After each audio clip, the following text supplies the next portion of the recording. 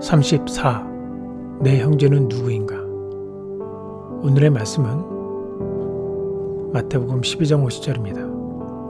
누구든지 하늘에 계신 내 아버지의 뜻대로 하는 자가 내 형제요, 자매요, 어머니이다 하시더라. 예수님의 가족들과 친구들은 그분에 대하여 염려하였습니다. 그들은 예수님께서 밤새 기도하고 낮에는 온종일 사람들을 만나 가르치고 치료하며 심지어 음식 먹을 시간조차 없다는 이야기를 들었습니다. 그들은 예수님께서 과로하고 있다고 여겼습니다. 게다가 그들은 예수님께서 바리새인들과 지도자들을 대하는 태도를 이해할 수 없었습니다. 그래서 혹시 예수님께서 정신적으로 문제가 있는 것은 아닌지 걱정하였습니다. 형제들의 마음을 격발했던 것 중 하나는 예수님께서 귀신을 내쫓기 위해 사단의 힘을 빌린다는 바리새인들의 주장이었습니다. 하지만 바리새인들도 더 이상 그렇게 생각하지 않았습니다.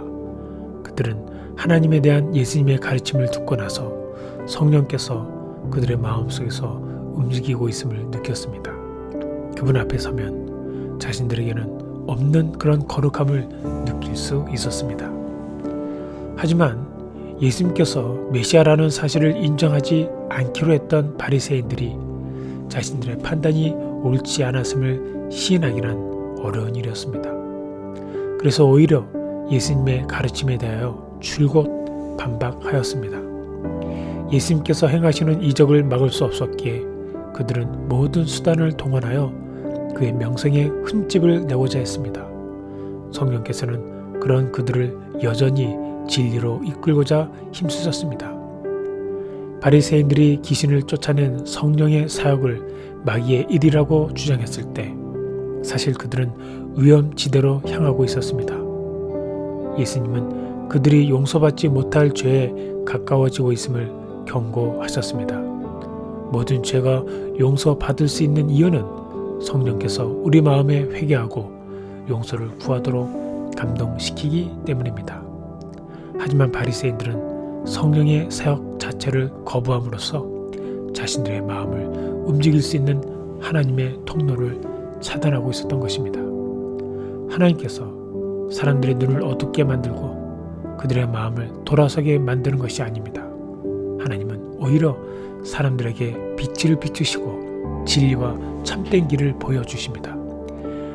사람이 이러한 빛을 거절할 때마다 조금씩 자신의 눈을 어둡게 만들고 있는 것입니다. 그러면 그 다음에 오는 빛은 더 쉽게 거절하게 됩니다. 이런 식으로 하나님과 멀어지면 그는 점점 사단의 지배를 받게 됩니다. 유대 지도자들의 상황이 바로 그러했습니다.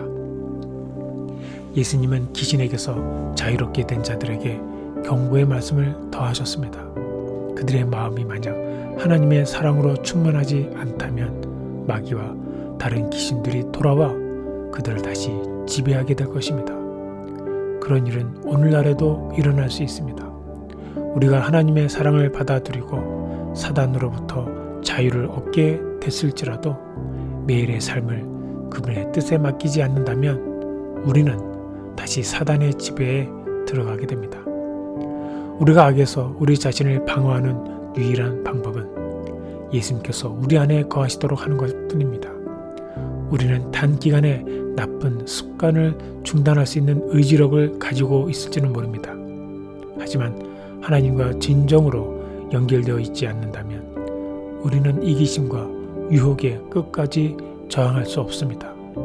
그리고 마침내 사단은 우리에 대한 자기의 소유권을 주장하게 될 것입니다. 예수님은 가족에게서 격려와 보호를 받기보다는 비난과 상처를 받으셨습니다. 그래서 다른 곳에서 환영을 받을 때 오히려 더 큰 슬픔에 빠지곤 하셨습니다. 그분은 나사로와 마르다, 마리아의 집을 자주 찾아가셨습니다. 그 가정의 믿음과 사랑의 분위기 가운데서 그분은 위로를 받으셨습니다.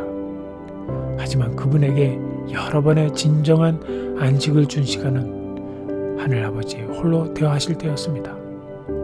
신앙 때문에 가족의 비난과 분노로 고난 겪는 자들은 예수님도 동일한 고초를 겪으셨다는 사실을 기억하며 위로를 받을 수 있습니다. 자신들만 그런 고통을 당하는 것이 아닙니다. 그들은 홀로 버려지지 않았습니다. 예수님은 하늘 아버지를 그들의 아버지로 부르라고 초청하십니다. 하늘 아버지는 세상의 그 어떤 부모들보다 우리를 더욱 사랑하십니다.